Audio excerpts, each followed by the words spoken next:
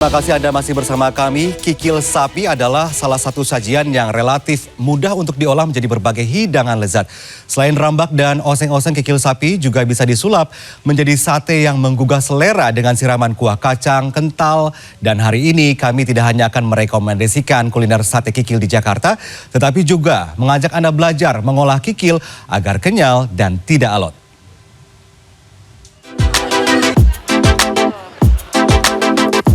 Berapa kilo tadi? 45 kilo ya?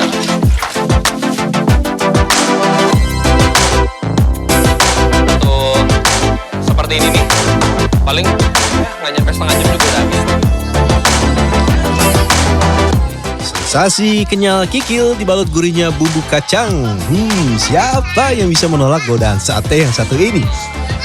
Perpaduan tekstur yang unik dipadukan dengan bumbu kacang kental dan gurih bikin rasanya semakin mantap.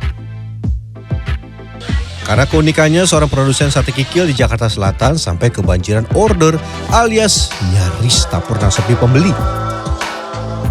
Dalam sehari ada 4-5 ribu tusuk sate kikil yang ludes terjual. Tuh lihat, sampai antri.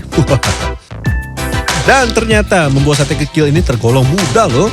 Nih saya kasih tahu caranya. Selamat datang pemirsa di segmen Sehari Menjadi. Tadi udah lihat teaser yang menggoda. Itu adalah sate kikil. Dan tentu bahan bakunya adalah kikil. Yang bagus yang kayak gimana sih, Pok? Nih tebel. Nih tebel. Kenyal dia. Tebel dan kenyal. Memilih kikil sapi yang bagus di pasar memang membutuhkan kejelian. Perhatikan ciri-cirinya.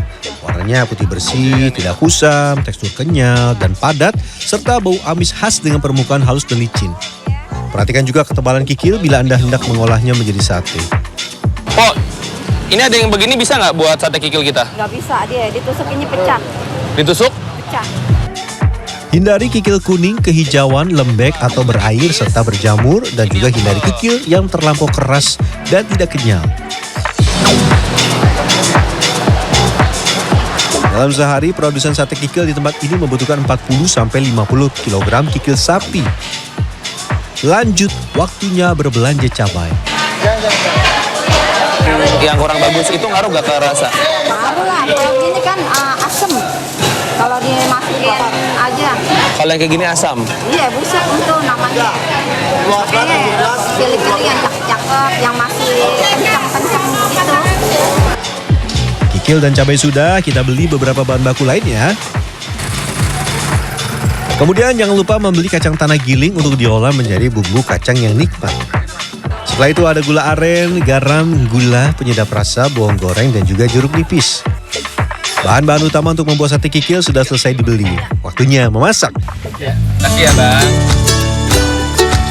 Ini langsung aja, sembarang atau gimana, Pok? Pertama, pedagang akan membuat olahan yang membutuhkan waktu masak paling lama. Ada yang bisa menebak? Iya, bumbu kacang. Siapkan cabai kering yang segar dan sudah dicuci bersih. Kalau saya biar rasanya nggak berubah, ya cabenya harus sama. Ya 99 terus gitu. Konstan tuh? Konstan, jadi rasa bumbu sate kikil tuh nggak berubah-berubah. Oke. Gitu aja. Tambahkan juga daun jeruk untuk menambah aroma dan cita rasa bumbu kacang. Biasanya kalau bisa 2 raup, 3 raup. Tergantung kalau gede tuh 2 raup, kalau kecil-kecil kayak begini nih 3 raup nih. 3 kali ambil ya? Yeah. Lanjut haluskan cabai dan daun jeruk dengan blender. Kemudian tumis bumbu halus, lalu tambahkan garam serta penyedap rasa secukupnya. Bawang Enggak, merah, bawang pakai putih. bawang. Sama sekali nggak pakai Kalau ya? kacang pakai bawang putih ketoprak dong. Kalau kacang pakai bawang putih ketoprak. Biar nggak gosong pinggirnya. Setelah kurang lebih 20 menit, masukkan kacang tanah yang sudah digiling dan tambahkan air. Sekilo setengah kacang, 5 air di blender. 1,5 kilo kacang, 5 alat penghalus itu ya, Pok? Iya. Oke. Setelah kacang tanah larut dalam air, masukkan 11 buah gula merah, masak selama beberapa jam dengan api sedang. Ya paling ya 3 jam tuh kita liatin dah tuh. Kita aduk. Oh, sesekali aja. Jangan lupa sesekali aduk bumbu kacang agar seluruh bahan tercampur sempurna.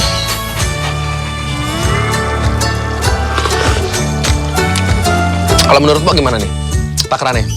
Rasanya udah pas. Udah pas ya? Sama yang saya bikin Bertahun-tahun? Bertahun-tahun. Salah satu ciri-ciri bumbu kacang sudah matang adalah munculnya minyak di permukaan. Ini berarti yang udah Minyak matang. yang berasal dari kacang tanah inilah yang akan memberikan tekstur creamy dan rasa gurih pada bumbu kacang. Sama ada ini nih, Po. Minyak-minyak ini nih. Iya. Itu tanda kalau udah matang tuh dia udah tanak. Tanda kalau udah Keluar tanah. minyak. Keluar minyak ya, Po ya. 4 jam kudu sabar ya, Po. Iya. Mau sabar di doang nih bikin bumbunya sabar. Kudu sabar. Iya. Pakai banget gak? Ya banget 4 jam. Kita harus sudah ngapa-ngapain, dia masih belum ngapa-ngapain. Lanjut kita buat menu utama hari ini. Apalagi kalau bukan sate kikil. Sesuai namanya, sate kikil yang masih berbentuk lembaran besar akan dipotong-potong terlebih dahulu. Pisahkan juga kikil yang lebih lembut dengan kikil yang lebih kenyal. Terus kita potongin yang begini dulu nih, yang agak lembek. Ini kalau yang agak keras kita belakangin. Bedanya apa ntar pas direbus? Kalau kita jadi satu yang lembek kame yang agak keras, yang ini udah matang nih masih kelang. Jago juga ya lah. Mungkin ada yang bertanya nih, mengapa kikil yang baru saja dibeli dari pasar tidak dicuci bersih terlebih dahulu? Nah, ini jawabannya. Kenapa dipotong dulu baru dicuci dah? Kalau gede-gede begini mana bisa dicuci? Tuh, begini cucinya. Oh, dalamnya malah tetap aja nggak kecuci ya, kudu dicuci Iya, lagi. Kalau begini ntar kelihatan dah. Namanya di kulit kayak kita punya daki gitu kan, ntar lihat dah dicuci. Ada kayak kotoran begitu, makanya ntar kita cuci sampai bening. Jadinya kalau udah dibersihin nggak lengket ya? Tetap tekan-tekan dikit. Proses pencucian kikil membutuhkan kesabaran dan kejelian. Pastikan setiap potongan kikil tercuci bersih, atau nanti kikil bisa berbau amis berlebihan, berlendir, bahkan terasa pahit. Lanjut tambahkan bubuk kunyit, daun salam, serta garam masak. Po, aneh mau nanya nih, Po. Kenapa kudu pakai kunyit? Biar ngilangin bau apa nih? Anyelir gitu. Apa nih bau Khas dari si kikil nih. kikilnya. Iya. Terus tar warnanya berubah juga dong, harusnya dong kalau pakai kunyit. Ubah ntar jadi kuning. Kekuningan. Yang Oke.